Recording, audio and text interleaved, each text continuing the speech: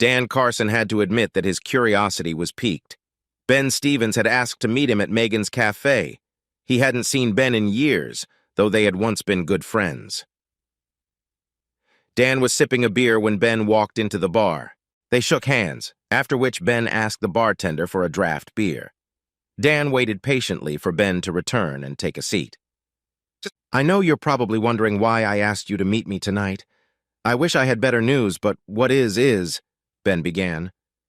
"We've known each other for 18 years, give or take. We weren't bad friends years ago, but we've never been as close as our wives." Dan felt a knot forming in his stomach. He immediately wondered what news Ben had for him and how bad it could be.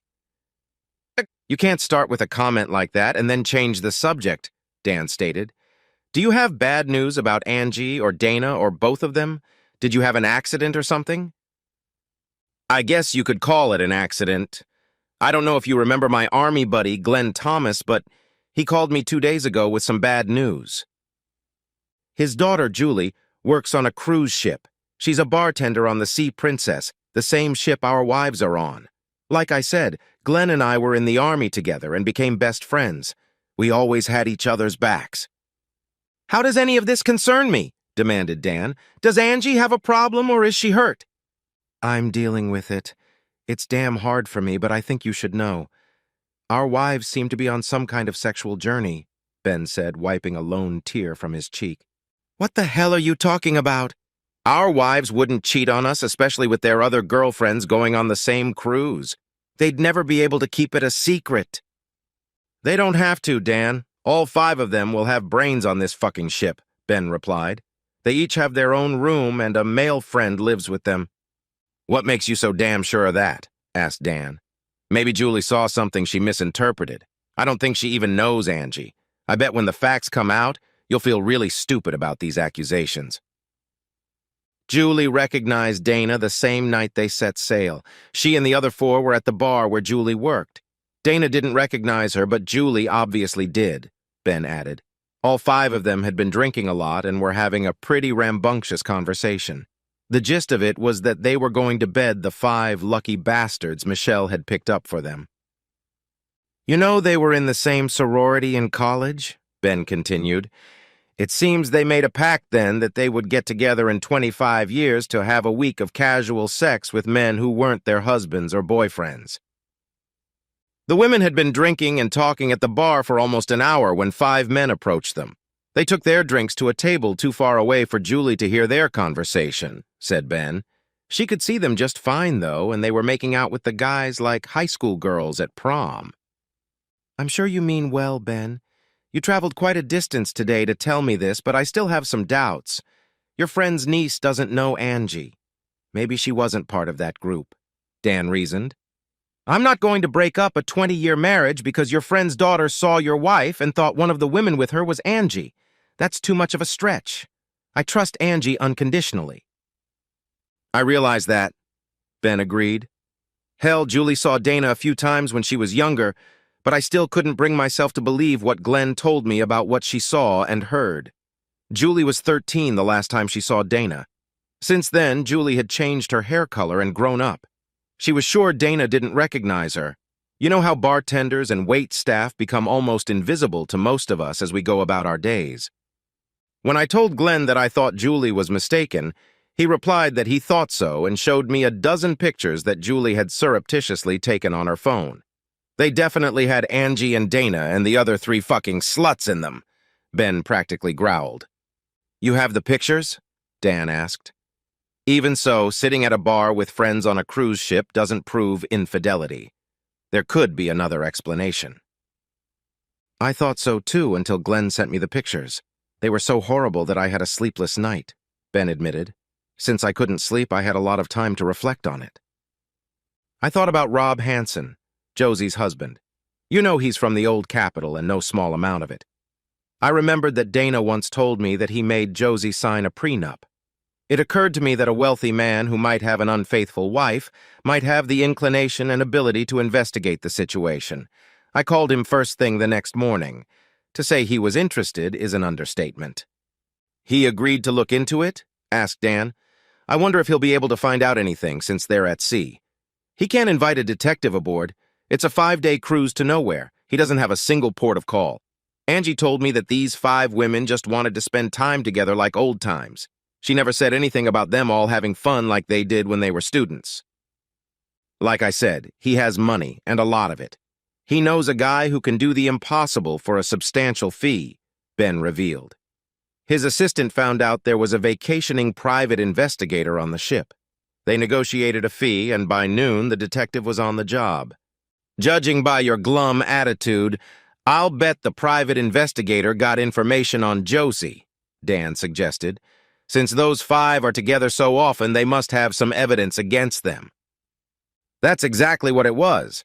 They weren't very discreet as soon as they left port. Hansen sent me tons of pictures and videos. Our wives are freaking stars. I mean that literally, Ben stated. How did he get access to their rooms? Asked Dan. I don't think it's legal, or at least not admissible in court. What the hell are you talking about? Demanded Ben. There's no fault in most states, including the one we live in. It was enough for me to see Dana with her lover to realize my marriage was over. I don't need to prove anything to anyone else. I'll show her some highlights so she won't try to talk herself out of a divorce, Ben stated. I think she'll be quite reasonable when she realizes the havoc I could wreak on her career and family. I can't argue with your logic, Dan reluctantly admitted. I hope one of the reasons we're meeting today is so you can hand me the files showing my loving wife's promiscuity. Yes, I have a flash drive with everything including Dana, Michelle, Josie, and Taylor, Ben replied as he handed the device to Dan. Taylor is already divorced, so she won't be hurt much, if at all. Hansen told me he's dropping Josie like a bad habit. I know I can't stay married to Dana after such a betrayal. This was planned 25 years ago. Can you believe this shit? It certainly puts a lot of strain on my marriage, Dan agreed. If the evidence is as damning as you say, I can't imagine staying married. I've never heard of women planning to cheat on their husbands before even meeting them. I wonder if we'll be able to use the video from the room in possible lawsuits. You're fixated on hoping that the law will somehow save your ass, Ben stated. If it makes you feel any better, Hansen said he'll give us permission to use anything he provides us. Remember when his wife booked a cruise and paid for all the rooms so they could have an adjoining unit? Our wives refunded her money, but all the rooms were booked on one of Rob Hansen's credit cards. He gave a private detective permission to install electronic devices in the rooms. Since the detective couldn't buy that shit on the ship, he used his phones, his wife's phones, and his brother-in-law's phones to tap the rooms and ferret out information on the cheating bitches. It took 2 nights, since there were 5 whores and only 3 phones, but the guy made his money. Tonight, Hansen was going to contact Michelle's husband. He suggested that we all get our heads together before we let the women know the matter was unclean. He said we need to find a savvy attorney immediately and follow his recommendations. Dan was shocked at all the information Ben had given him. His wife was a cheating whore, and he urgently needed a lawyer to protect his interests. A few hours ago, he had been searching the internet for ideas for Angie's birthday party. Now that problem no longer concerned him. I don't know what to say, Dan admitted. I'm stunned. I hate to thank you for putting me on the spot, but I'm damn grateful that you know what's really going on. I've got a lot to think about. Angie's coming home on Saturday, so I need to start working on it tomorrow morning. I'm sorry, Dan, to have to tell you this, but you should know, Ben replied, extending his hand. They shook hands briefly and went their separate ways. Saturday morning found Angie excited to get home. The cruise with her friends had given her great pleasure. She thanked Michelle several times for picking such passionate and experienced men for the week's activities. Michelle had promised that she could handle this part of the contract 25 years ago, and she had more than fulfilled her promise. Angie wanted to reconnect with Dan after all the sex she had enjoyed with other men. Everyone involved had agreed that this was a one-time thing, and none of the men would ever try to contact the woman again. It was safer that way. Angie knew that Dan would be eager for sex. After all, they had been separated for a whole week.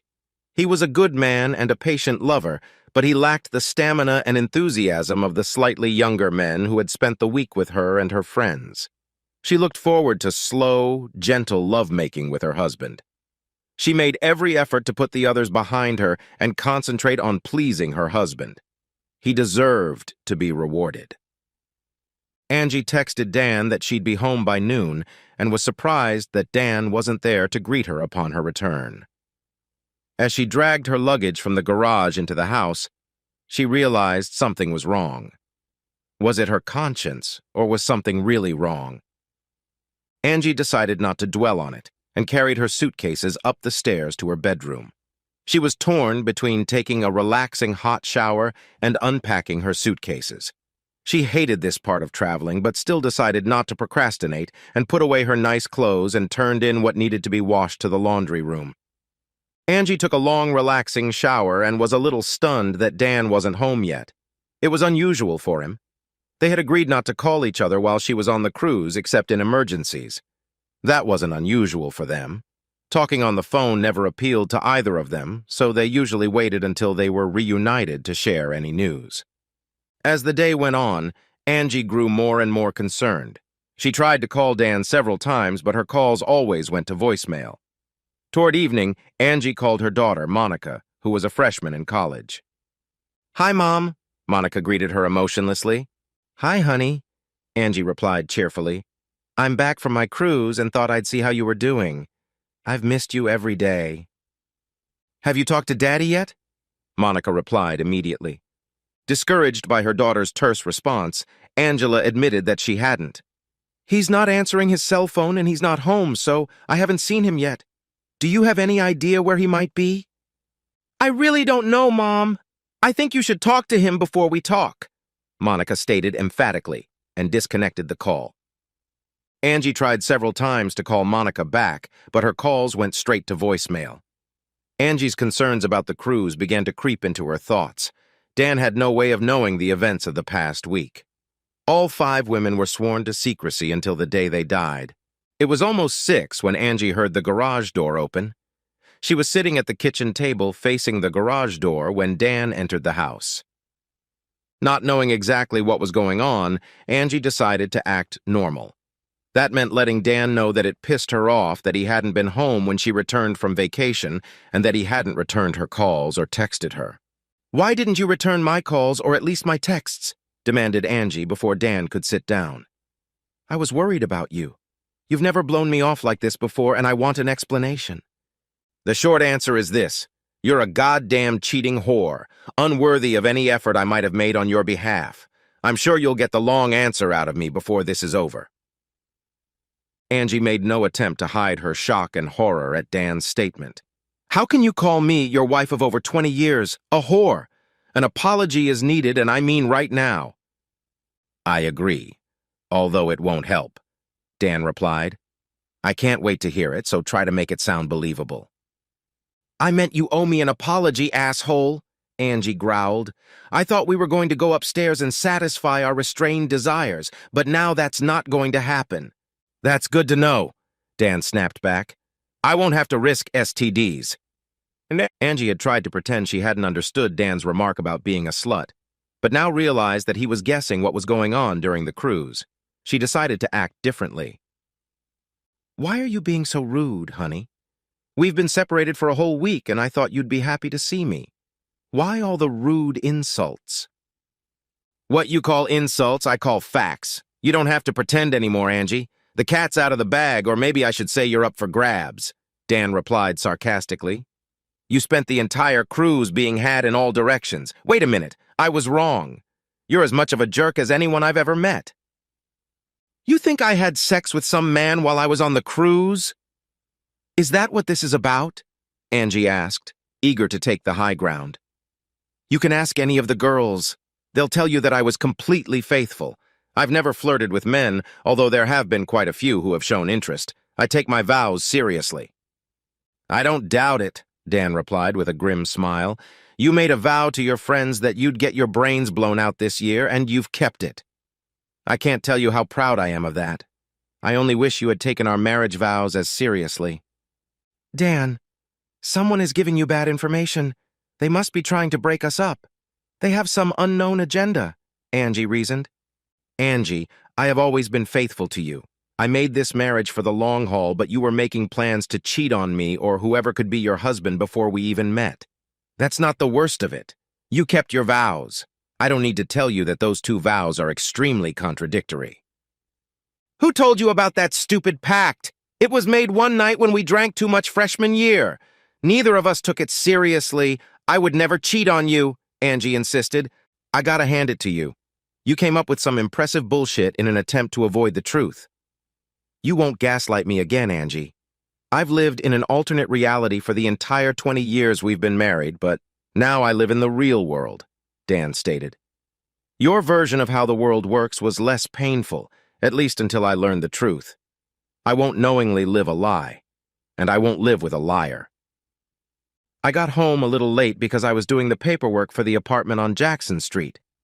I guess you haven't looked in my closet, but it's practically empty. I'm divorcing you. The papers are due next week. Go through them. Hire your lawyer and let's get this settled, Dan suggested. There's no point in giving the lawyers more money than they need. Dan, why won't you listen to me? Pleaded Angie. Your imagination is destroying your ability to think clearly. There is no reason to be angry or even jealous. I didn't do anything inappropriate on that ship. We may have had too much to drink, but neither of us broke our wedding vows. Somehow I thought we could have a civilized conversation about this mess. I was hoping you'd explain to me how you managed to so easily shit on me and our marriage, Dan said firmly. I'm done with this crap. With those words, Dan stood up and walked out into the garage. Angie heard his car start and the overhead door open with a rumble. Soon she heard the door close again, followed by silence. She snapped out of her trance when the phone rang. It was Dana. Angie decided to answer it, hoping her friend had some information about how much her husbands knew. Angie, we're screwed, exclaimed Dana. You thought we got screwed big time on the ship, but that's nothing compared to what our husbands are going to do to us. What are you talking about? Demanded Angie. Ben told me that all of the husbands have pictures and videos of us having sex with the guys Michelle supplied, Dana revealed. They even have the guys' names and addresses. It's going to be epic sex. Ben said he's going to divorce me as soon as possible. What are we going to do? Shit! Exclaimed Angie, mulling over her friend's words. How could they know? Where did they get the video from? Surely Ben must be bluffing. I thought so too, until he showed me the video. It's hard to dispute facts like that. Ben is furious. I don't think he'll forgive me for this mistake. Damn it. I wish I'd known about this sooner. I just swore to Dan that we were all faithful to our husbands on the cruise. Looks like I'm about to get divorced too. Shortly after Angie disconnected from Dana, she received a call from Monica. Daddy said he talked to you about divorce. He also said you denied everything. I told him that you would if he didn't show you the pictures and videos first. Monica, it was a mistake. We had too much to drink. Those guys forced themselves on us when we were in a weakened state. Can't you ever tell the truth about anything? Those guys didn't force themselves on you, especially for 5 days. You were enjoying it. All your friends liked it, Monica added. You planned to cheat on Daddy when you went on vacation with your friends. Now Daddy is divorcing you. I'm glad I'm out of the house and going to college. It won't be such a big problem for me.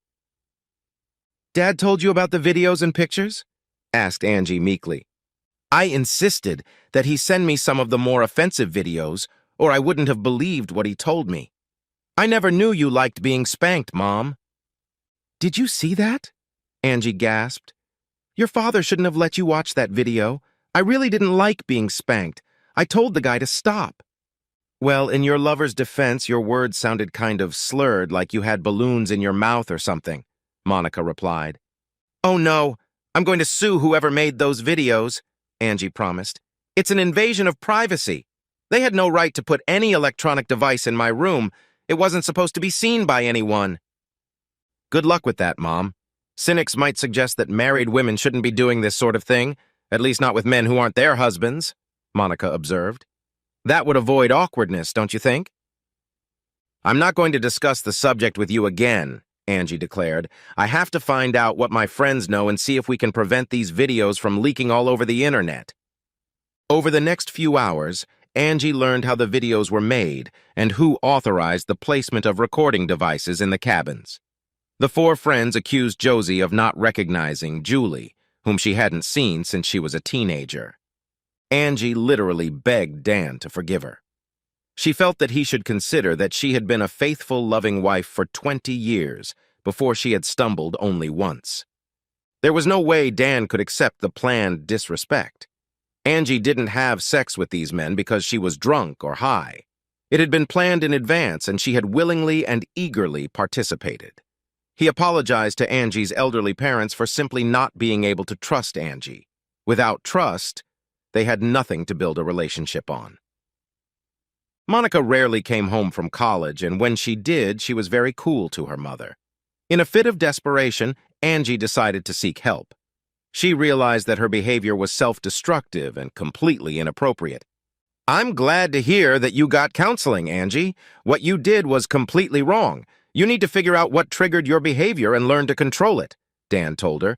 "You will never have a strong relationship with anyone, including your daughter and your parents, until you get your life under control. You have to rebuild respect and trust, and that takes time."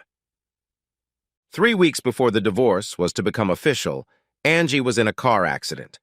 She was sobbing over her situation when she ran a red light. A pickup truck slammed into the driver's side door, trapping her in the car. Paramedics and firefighters worked for nearly an hour to free her. Dan was at work when he received a call from Angie's father telling him about the accident and the hospital where Angie was being treated. Dan was surprised at how upsetting it made him to think that Angie might die or be seriously injured. He convinced himself that he had put that part of his life behind him as he tried to regain his balance. Dan met Angie's parents at the hospital. "Her injuries are not life-threatening, but she will be laid up for a few weeks," Angie's father explained. "We're going to try to find a caregiver to come in every day when Angie is allowed to go home. As you know, her mother suffers from the beginning stages of dementia, and I already have my hands full with caring for her. I won't be able to give Angie the help she needs." "I guess I could spend a few weeks helping her get back on her feet," Dan replied without hesitation. "I can do most of my work remotely, so she'll have someone around most of the time." "Why would you do that, Dan?" asked Angie's father. "You've made it clear that you don't trust Angie. Your divorce will be final in a few weeks. Why muddy the waters?" "She's still my daughter's mother, and we've been married for 20 years. I think I owe it to her to keep that in mind. It certainly doesn't mean I want to go back to her," Dan added. "That ship has already sailed." Angie was both surprised and relieved to learn that Dan was going to take care of her while she recovered. She was sure she could break his stubborn resistance with her feminine charms. She decided that the accident might have turned out to be a blessing in disguise. 2 days later, Angie was released from the hospital. Dan helped her into his car and drove her home. Angie was really sore and her left knee was swollen and stiff. The first night home, she fell asleep in the early evening and didn't wake up until sunrise. Dan was very attentive. He made breakfast for her and helped her go to the bathroom. When she returned to her bed, he explained that he needed to get away for a few hours for work. He needed to talk to his superiors about working remotely. His supervisor was receptive. He quickly agreed to Dan's request. For the first 2 days, Dan and Angie spoke to each other only out of necessity. After 20 years on the job, Angie knew how to read Dan's moods and sensed that the time was not yet right to implement her plan. On their 3rd day at home, Angie asked Dan, "Would you help me take a shower? I've only sponge-washed myself since my accident and I feel pretty dirty." "I think I can help you get to the bathroom and turn on the water. Will you be able to get up and wash yourself?" asked Dan. "I very much doubt it. You've seen me all over in the last 20 years, so why don't you shower with me? I'm not going to attack you. Hell, I can barely walk." Dan found himself naked in the shower, supporting Angie so she wouldn't slip and injure herself further. "Would you mind washing my back, Dan? I can't move my left arm." "Thanks, Dan. I feel much better now. Would you like me to return the favor?" Angie asked with a huge smile. Dan realized he was losing his resolve, so he quickly got dressed and left the bedroom. He decided that it was normal for him to find attractive the woman he had been married to and loved for over 20 years. It was not normal to consent to her having sex on vacation while she was married to him. He had solidified his intention to take the matter to divorce and get rid of his cheating wife. Dan tried his best to be cold and detached toward Angie, but she didn't seem to notice. She was always smiling and complimenting him on the simplest of occasions. A week after he started helping Angie, she bluntly asked, "Dan, why do we have to get divorced? I know I made a mistake, but I would never do that again. I had a wonderful, devoted, loving husband. I would never risk losing him again. I love you too much. I gave you many chances to come clean about that so-called vacation, but you kept lying to me. You insisted that you were a faithful wife while I saw videos of you having sex, and we never even thought of trying. The lie was the final nail in the coffin lid. I had to lie, Dan. I didn't know how much you had seen or heard, so I had to do my best not to hurt you. If you had only suspected what I did, I could have convinced you that nothing happened, Angie reasoned. The problem is that I saw you with those men as you were doing all sorts of things we never tried, mostly because you told me you were uncomfortable with it, and I believed you, Dan replied. Those videotapes were cursed. I still can't sleep at night without having nightmares about you and those bastards on the ship. I'd be happy to do all that and more for you if you let me, Angie promised. Why did I have to catch you sleeping with 5 amigos before you agreed to do it with me? Dan demanded. Because I wanted you to respect me as your wife and the mother of your child. I thought about doing it with you, especially on the way home from that trip, Angie explained. The problem now is that I don't know when to trust you, Angie.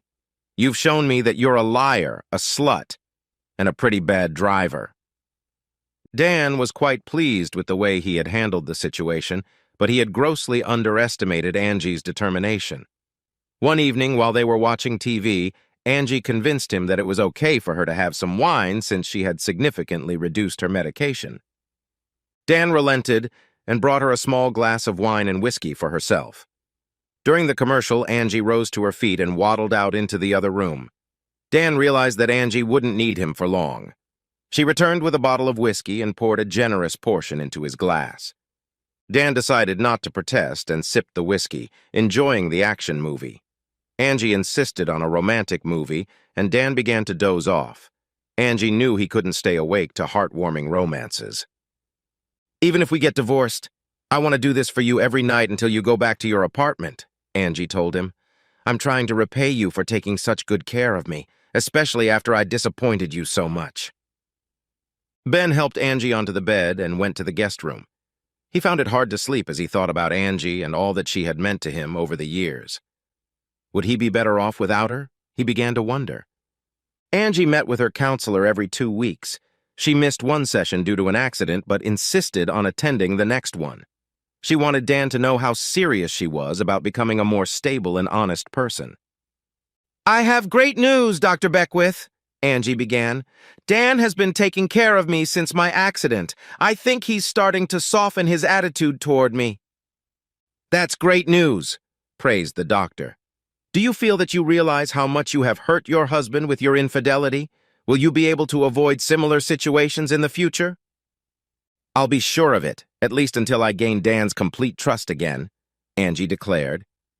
I'm picking up on something from what you just said, the doctor replied. Are you saying that you won't be pranking again? At least until Dan trusts you completely? And after that trust is gained, you'll have an affair? It's worked a few times over the past 20 years, Angie admitted. He trusted me completely, so it wasn't hard to have casual flings. He's such a nice guy. He never suspected. I found out last night that all I had to do was sleep with him and he would eat out of my hands. Today I'm feeling really good about myself. Angie, I'm not here to tell you how to run your life, but let me say this. If your husband takes you back and you cheat on him again, he will find out and quite possibly destroy him. Do you have any love for him at all? What kind of a question is that? Of course I love him. It's just that I like variety. Dan is a great guy and a dedicated lover, but he doesn't give me that special thrill I get when I'm with a strange man, especially a dominant one. I love Dan. Again, I'm not taking a judgment, but I would suggest that you don't really love your husband. He's just comfortable and secure. If you did love him, you would either be faithful to him or set him free. Don't you see that? Beckwith asked. 2 days later, Dan had to go to the office for a meeting. It didn't last as long as he expected, and at 3 p.m. he was already pulling up to Angie's house.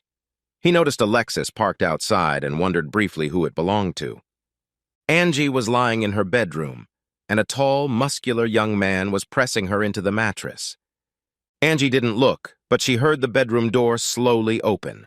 Less than a minute later, She heard the front door slam.